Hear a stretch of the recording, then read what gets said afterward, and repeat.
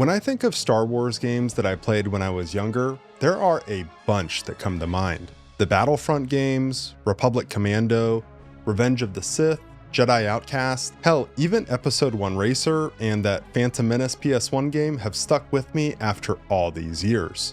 For me though, none of these hold a candle to my personal favorite Star Wars title, Rogue Squadron. As a kid, I was absolutely obsessed with the spacecraft of the Star Wars universe. I even remember reading the Rogue Squadron novels when I was in elementary school. Being able to take to the skies in my very own X-Wing, and other craft mind you, and face off against the forces of the Empire, it was like a dream come true. But we're not here to talk about Rogue Squadron today. We'll save that for a future video.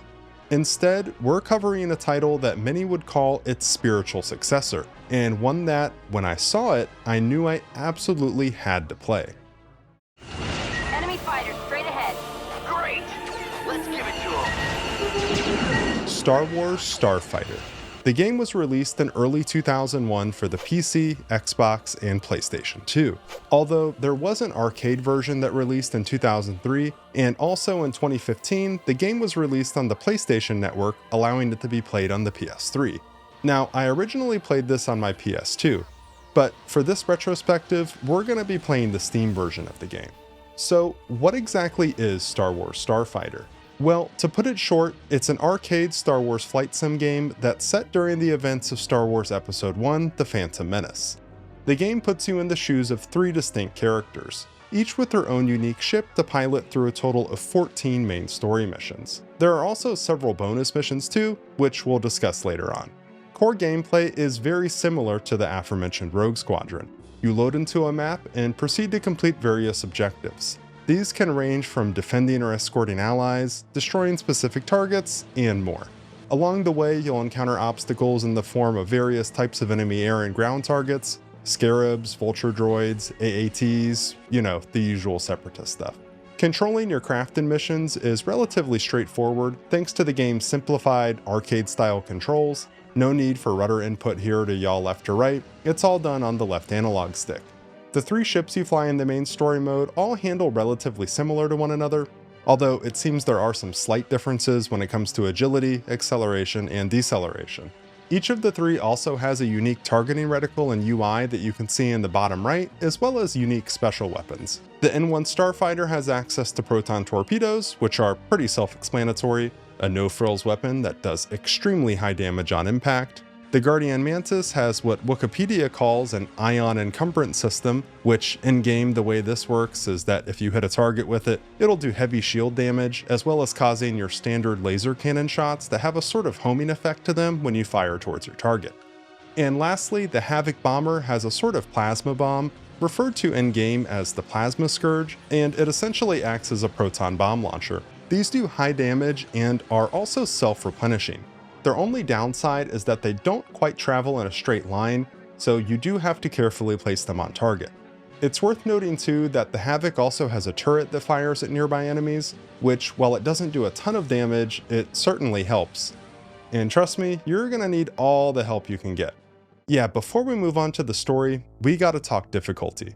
Even just on the medium difficulty setting, this game is not easy. It was honestly quite a bit frustrating at times. And it's funny because I consider myself quite experienced when it comes to games like this. With hundreds upon hundreds of hours into the various Ace Combat games and the like, I wasn't really expecting any sort of challenge, let alone frustration here. But there's one mechanic that really led itself to this feeling, and that is the screen shake. Man, I don't know what the dev that came up with this was on, but holy shit, who in their right mind would think this is a good idea? I understand the need to let the player know that they're taking damage. Obviously, you want to have some sort of feedback to let them know that, but this seems a bit extreme, which I could honestly see this being a huge turnoff for some folks, but if you're playing on the PC version, there is a way to disable this, which I would highly recommend. This was really my only gripe with the game though. I thoroughly enjoyed the rest of my experience. Alright, let's talk story. We start off with the classic opening crawl sequence, and as much as I'd love to hit you with some classic Star Wars music here, I'm a bit worried about the wrath of Daddy Disney, so yeah, we're gonna skip that for now. But anyways, the galaxy stands on the brink of war, and the Trade Federation is up to some sneaky things around the peaceful planet known as Naboo. We're given some context into the situations that our three main characters find themselves in. First up is Rhys Dallows, a trainee and new member of Bravo Flight who's preparing to fly as a royal escort and protect the Queen. Next is Vanna Sage, a mercenary working for the Trade Federation who is preparing to undergo a dangerous mission that may be a bit more than what it seems. And finally, Nim, a pirate captain, is preparing for his next raid, completely unaware of what the Trade Federation may be plotting. From here, we're introduced to Bravo Flight instructor Asara Till as she meets our first main character.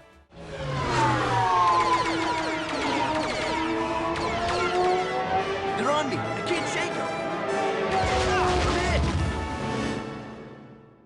Dallows? Dallows? Rhys Dallows?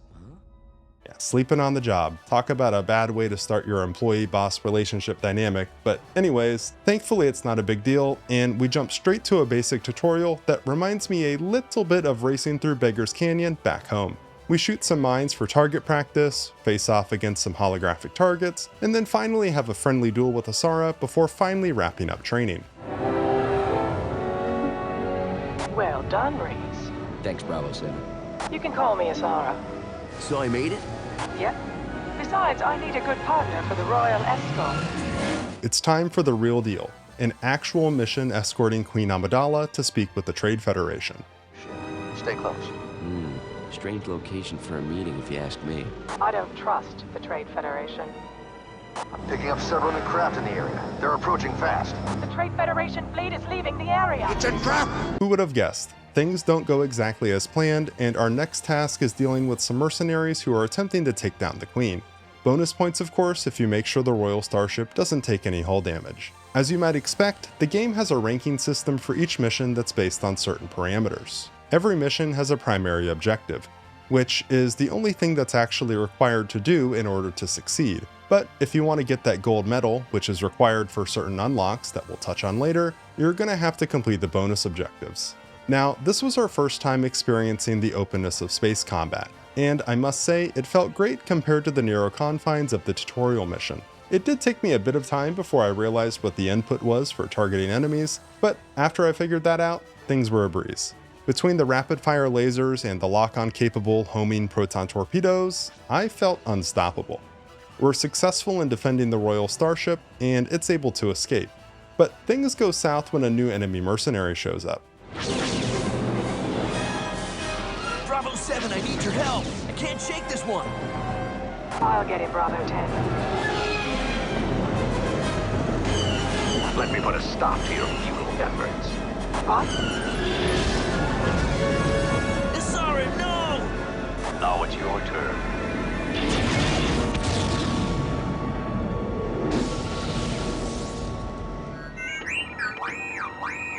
Okay, I can hear. Rhys is spared, with his ship being left in surprisingly good shape, in need of repair, sure, but things could be worse, especially when compared to Asara's ship. Reddy, the Toydarian that rescued us, makes contact with a friend of his, our second main character, Vanna Sage, who accepts his request to allow him and the rescued Bravo Squadron pilot to visit her base of operations. We then hop into Vanna's perspective and take the helm of her ship, the Guardian Sage, as she's working a contract with the Trade Federation. Her job? Test the combat capabilities and shielding of some Scarab-class starfighters. And I just gotta say here, the skyboxes on the space levels in this game look pretty damn good when you consider its age. The sort of reddish nebula, as well as the planet in the background, really caught my eye. This isn't upscaled or anything either, so pretty impressive in my opinion. Things go exactly as expected. We continue to shoot down shielded Scarab fighters until a coded transmission is detected by Vanna's astromech droid. A coded transmission? Intercept and play it, Mod 3. At least 25 ships destroyed. We've suffered considerable losses. The Queen has returned to Naboo. We were unable to take out the rest of... Jammed! It is a pity you had to hear that message, Vanna Sage. Now we have no choice but to terminate your contract. What?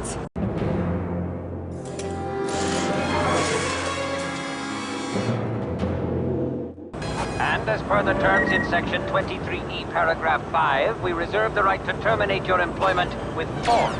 After fending off and defeating the droids, Vanna spots a damaged one that's making a break for the nearby planet, and, like Han Solo and that TIE fighter in A New Hope, she decides to follow it. Too bad you're a long way from home. Wow. Now what do we have here? Yeah, shields. Looks like something no one wants me to see. So let's knock out the shield towers and get out of here. These are pretty tight quarters.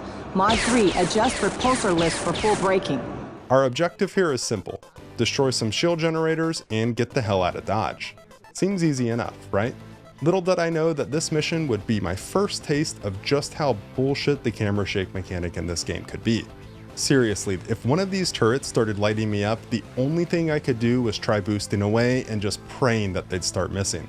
Thankfully, after a couple attempts in prioritizing the turrets and destroying them with every chance I could, I was able to destroy the shield generators and get the hell off that rock.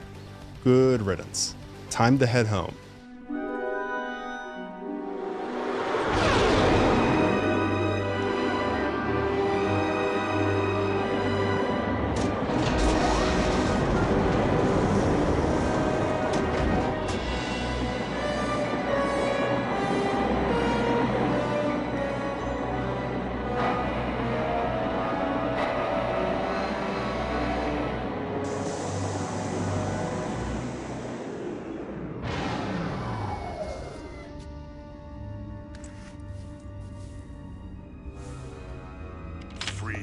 Nim, we meet at last.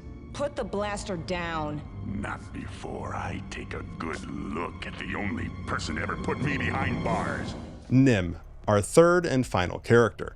After leaving Vanna behind in a cell, we take on the role of the pirate Nim and hop into his legendary Havoc bomber. We don't have much time. Looks like they've called for backup. Scarabs. I knew it wouldn't be easy. Let's go!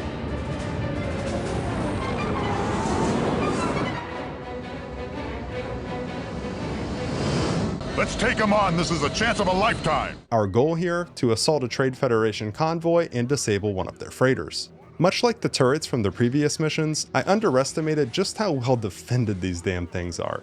Maybe the named armed freighter should have clued me in a little, but yeah, getting close to these things was a death sentence. Something was different about this mission though, and you can see it in the upper left-hand corner. This is the first time we gain access to commands, which it's pretty apparent that this is what the mission is trying to teach us here.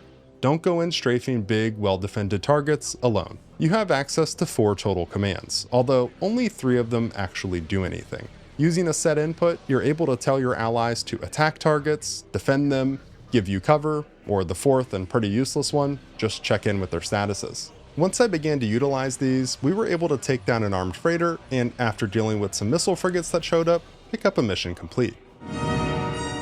Good job. The super freighter's falling towards lock. It's a beautiful sight. Come on, it's payday. It was now time to collect on our prize. Our new objective? Defend our pirate allies as they load up the valuables from the downed Fedi freighter. This mission would introduce me to probably my least favorite enemy in the game, the dreaded AAT tank. These things absolutely tore my ass up, and I had to learn to focus them down from range when their attention wasn't turned to me. Seriously, the AA fire these things are capable of, it's off the charts. But anyways, we take out some dropships, provide air cover, and make sure our allies on the ground are able to get out safely.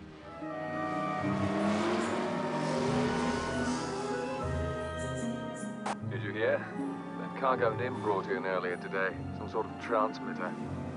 I heard that the Trade Federation put up quite a scrap before they let us have it. Anything to report out there? It's as quiet as a Dantooine field on a moonless night. Hey, Sector 3 is reporting a disturbance. Scout 21R5, please maneuver to assist. Are you there, Danbury? Hello?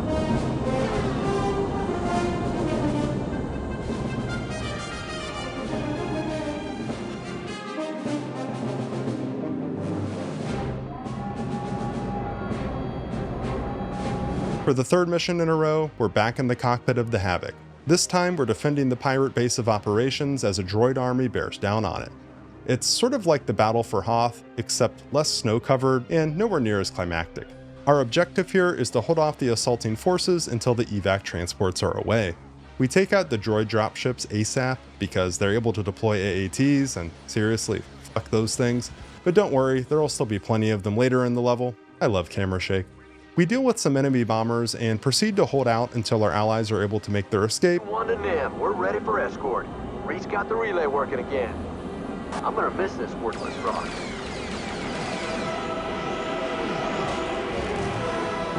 No! Wait! Well, mostly. Damn clankers. Orders, Nim? Are the charges all set? Yeah. Set the timer and get out of there. You heard me! Do it! I copy that.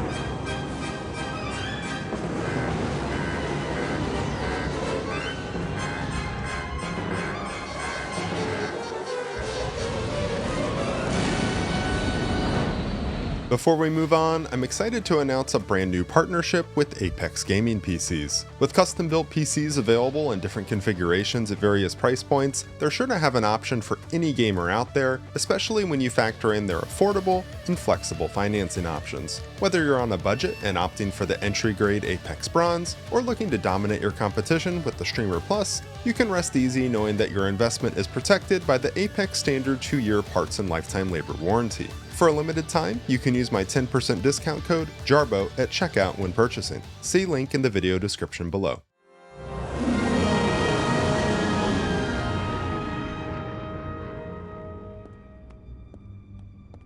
Well, a ship is here, but where's Vanna? What's that? Well, well, the cavalry. What kept you, flyboys? So you think the factory's creating an invasion force? No doubt about it. But why would the Trade Federation invade Naboo? Well, why did they hire mercenaries to hit your queen? How do you know about that? That was one offer I had no problem turning down. We've got to do something. We can't let them invade Naboo. We?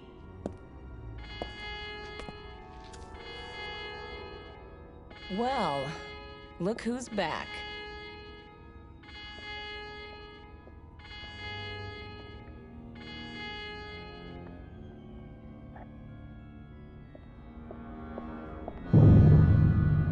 Go away, Nim. You're not welcome. Vanna, how do you get out? Charm. You were right about the Trade Federation. They've taken my base. That's why you came back? Yeah. What do you have in mind? Who's the space jockey? Reese Dallows, Bravo Flight. So clean cut. What's your story? We're planning on blowing up the Trade Federation droid factory. You and whose army? Yours. Our unlikely crew of heroes is finally together.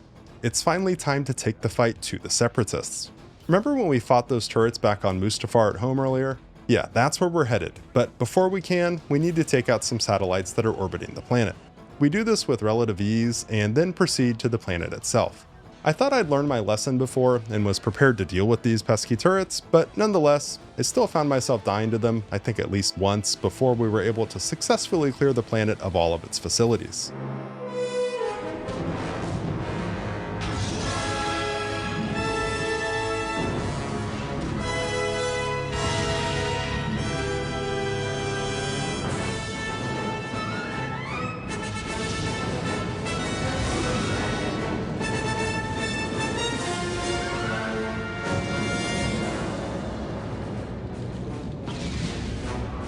Nim, there's trouble on Naboo. Let's go. I can't say I wasn't happy to finally leave this rock behind once and for all. Onto Naboo we go. Alright, I gotta say, the opening moments of this mission feel really badass. The visual of numerous Federation ships standing between you and the planet is picturesque and just feels perfectly Star Wars. The same goes for the swarm of droid starfighters that approaches you shortly after you arrive. It reminds me of that scene from Return of the Jedi with the TIE swarm approaching at the beginning of the Battle of Endor. Now, our objective here is listed as disabling one-armed freighter, which disabling and destroying are two very different things. Shortly after arriving, that Toydarian that rescued us earlier, Reddy, shares a plan. We're going to disable the shields on a freighter so he can dock with it and steal munitions for the Naboo resistance. We get to work helping him carry the plan out, and it works. The only thing left to do is blow up the freighter and get on down to Naboo. What a team! Great job, everyone. Reddy, have you ever considered a career in piracy?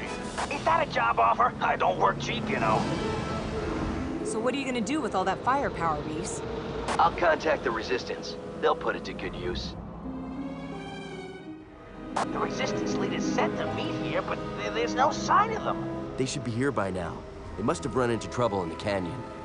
Now what? We go through the canyon too. Are you crazy? I'm overloaded with munitions here. Don't worry, I know the way. Just follow me. Back to where the whole story began, in the cockpit of an N1 in the canyons of Naboo. This was by far the most challenging and frustrating mission in the entire game, escorting Reddy to the Resistance base. In this mission, you have to fly through the narrow canyons you experienced in the game's tutorial stage, clearing out any enemies along the way.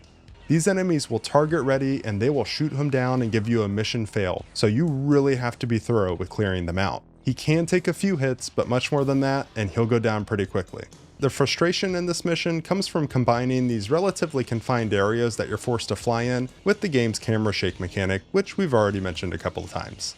I know I said it before, but when you're getting lit up by ground fire, it really feels like the only thing you can do is just boost away and pray that you stop getting hit, which in these small areas you're trapped in on this map, it's easier said than done. The few times I was able to progress further into the mission, Reddy would just get shot down and I would have to restart. Which, yeah, no checkpoints in this game, so when you restart, it's a pretty big deal. You gotta restart from the beginning. One time I actually made it to the very last part of the mission, the Resistance base. I was so close to finally progressing past this hellscape, but I got caught up in the most insane screen shaking nightmare of Crossfire that I'd ever experienced. At this point, I just said fuck it. I took to the internet and found that I wasn't the only one who shared this sentiment. I ended up finding a fix that allows you to completely remove this godforsaken mechanic, which I'll throw up on screen now. Call it cheating or whatever you want, but personally, I feel that the game feels much better without it. And lo and behold, after disabling it, I was able to complete the level with relative ease and successfully delivered the supplies to the Resistance. It was time to move on to our next mission. Well done, Reddy. Reese, I can't tell you how much we needed those supplies. Thank you, sir. Listen, we need all the help we can get. We're outnumbered and most of our people are in prison camps. Can you help us? Anything you need, we're here for you. I hoped you'd say that. Welcome home. I can't see a thing in here. Just stick on my wing. This is my old stomping ground. You sure nothing's gonna try and eat us down here? Okay, everybody report in. This is Rescue Leader. We've got your signature and are falling into formation behind. Can we all just appreciate the raw beauty of this character model for a moment? Thank you. Our next objective was to protect some rescue boats, and I'll tell you, after being trapped in the confines of those canyons for what felt like an eternity, being able to fly around in the wide open air here felt like having a huge weight lifted off my shoulders. This mission was frankly a walk in the park. At this point, I felt like a salty seasoned veteran after my previous sortie, and our squad ensured a smooth exit for our allies, taking out turrets and providing air cover as they made their way to their escape. Scout to base, scout to base. Get those shields up now. We got company. It was time for our final stand on the surface of Naboo. Back in the cockpit of the Havoc, our objective was straightforward: defend the Resistance outposts from the incoming onslaught of Trade Federation troops. We start off by taking out some heavily armored artillery units, known as HAGs, and then move on to take out any additional threats that pop up. Scarabs, dropships, bombers, STAPs, AATs, the clankers were throwing it all at us here. Thankfully, Reese shows up towards the latter stages of the mission and helps us solidify a Resistance victory. It was finally time to go on the offensive and take the fight to the enemy in space for the game's conclusion and final battle. I hope they're right about destroying this transmitter. Our target, a droid control ship. The beginning of this mission is heavily inspired by the space battle from the end of the Phantom Menace, and it's honestly pretty epic. With Duel of the Fates playing in the background, which I'm definitely not going to play here, as you race towards the control ship, it's hard to not feel inspired and ready to kick some clanker ass here. After shooting down some droid starfighters and completing our primary objective, which is destroying the communication stations that are located across the massive ship, an old enemy appears. Yeah!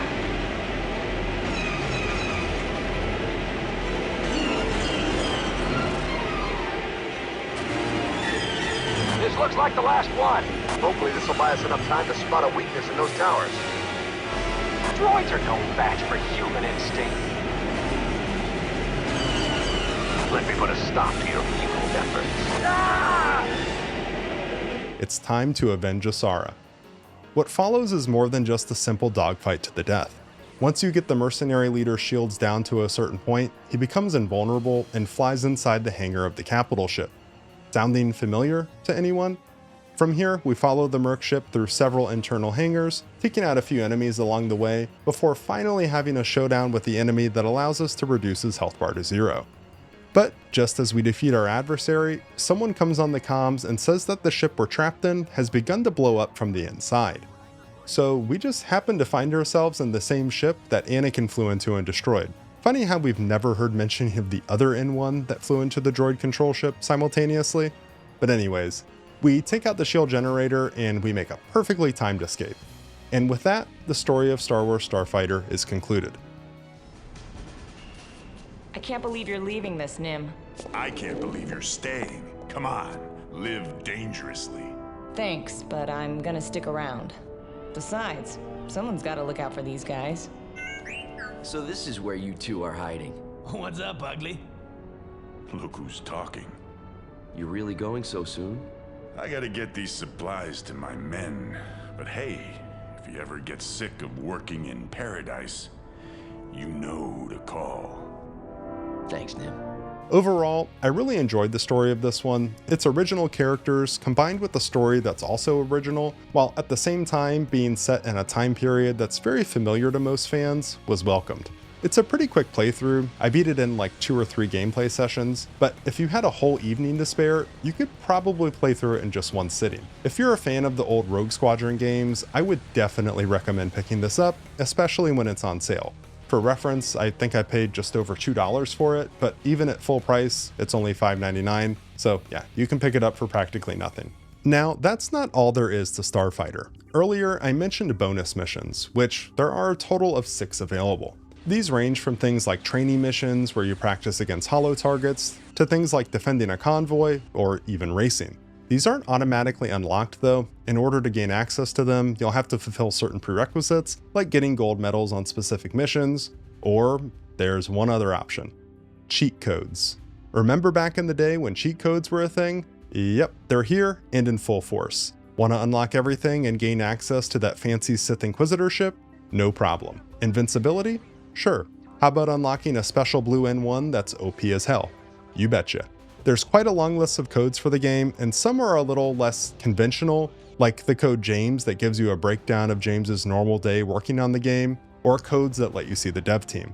Someone even made this, which is simply titled Christmas Sequence. Quirkiness like this is something that you don't really see in modern games. Seeing it brought me back to an earlier time, when things were less serious, I guess you could say. It's a part of what makes the entire package of a game like this so appealing to me. Remember when games were just games and not something designed to send some sort of political message or find a way to milk extra money out of you? There were no patches to fix bugs or balance weapons that did too much damage. The games just existed as they were when they were released, and that was it. Yeah, games like this remind me of that simpler time, and it's why I think picking up a game like Star Wars Starfighter or any older title that you loved as a kid is something worth doing. Give it a shot. Just sit down and enjoy a classic. Thank you guys so much for watching. Until next time.